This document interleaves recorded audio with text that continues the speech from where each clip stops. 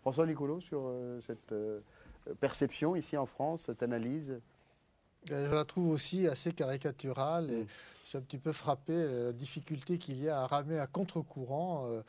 Quand on prend la masse des articles qui paraissent sur le sujet, l'analyse est faible. Enfin, tout le monde un peu aboie voilà, avec les loups. C'est un peu décevant. C'est le symbole de la menace aujourd'hui, parce qu'il en faut toujours une, vous qui êtes un diplomate expérimenté.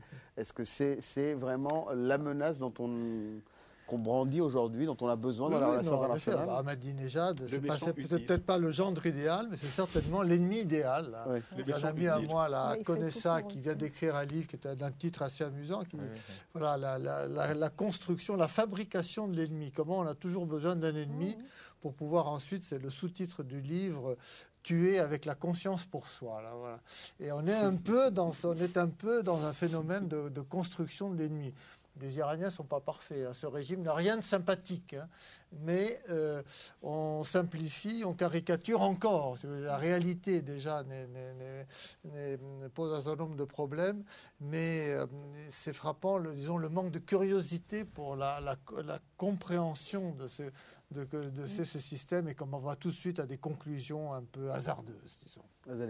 Oui, et puis il ne faut pas oublier que c'est un régime factionnel qui a énormément actuellement de tensions entre différentes factions au pouvoir, qu'à maintes reprises, concernant la France, par exemple, savez-vous que les négociations qui allaient se passer entre les émissaires du guide avec le président Sarkozy ont été torpillées par Ahmadinejad. Donc en fait, c'est ça la réalité du régime iranien également qu'il faut prendre en compte et non pas essayer effectivement de faire de l'Iran, en tout cas de l'ensemble du pays, l'ennemi principal, je veux dire. Ceci étant dit, il y a quand même un régime, ou en tout cas actuellement un gouvernement très répressif au pouvoir. Hein. Il ne faut pas oublier, il y a quand même, après ce qui s'est passé en juin 2009, cette société civile iranienne n'a pas été réellement soutenue par l'opinion publique occidentale. Oui, mais ça va, c'était difficile quand même parfois. Comment ça difficile quand on par rapport veut à l'information qui avait du mal à parvenir. L'information quand même. Vous avez un régime très fermé qui bien accuse évidemment, régulièrement ceux qui veulent intervenir de porter atteinte.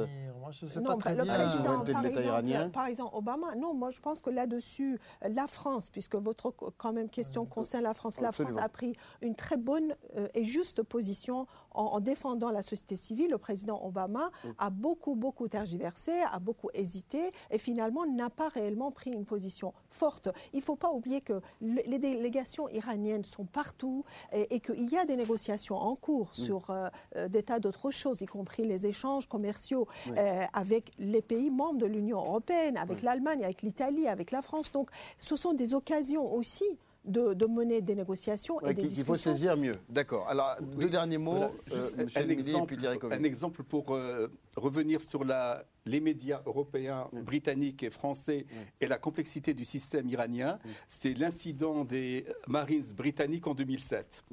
On a présenté ça comme étant un acte de piraterie. En réalité, c'est des marins qui étaient là, qui ont vu un trafic de livraison de voitures, un trafic informel. Ils sont intervenus. Les passedarans locaux ont réagi sans l'accord de la centrale. Ils ont défendu un trafic classique, pur et simple. Et c'est devenu une affaire d'État. Et on a mal perçu la complexité, l'autonomie des passedarans locaux. Déjà, le monde des passedarans est assez opaque. Mais une fois que c'est autonome, le contrôle de ce trafic-là, et on a fait comme quoi l'Iran est un état de pirate, on arrête. D'accord, donc ça aussi c'est un autre exemple. Thierry Coville ? Oui, je ne suis pas trop d'accord, je suis un petit d'accord avec Azadeh, parce que je pense que franchement la déclaration de la France sur que l'Iran méritait un meilleur gouvernement, alors qu'à l'époque on a quand même des relations... avec toute une série de pays où les dictatures nous accommodent très bien et juste le jour même, je crois qu'on allait à l'enterrement de Bongo, etc. Bon, si vous voulez, c'était un peu caricatural, quoi. Deuxième point, c'est que je pense que les politiques étrangères de l'Union européenne ou de la France, plus il y aura de relations avec... L'Iran est un pays qui, culturellement, vous avez besoin de discuter avec eux pour n'importe quoi.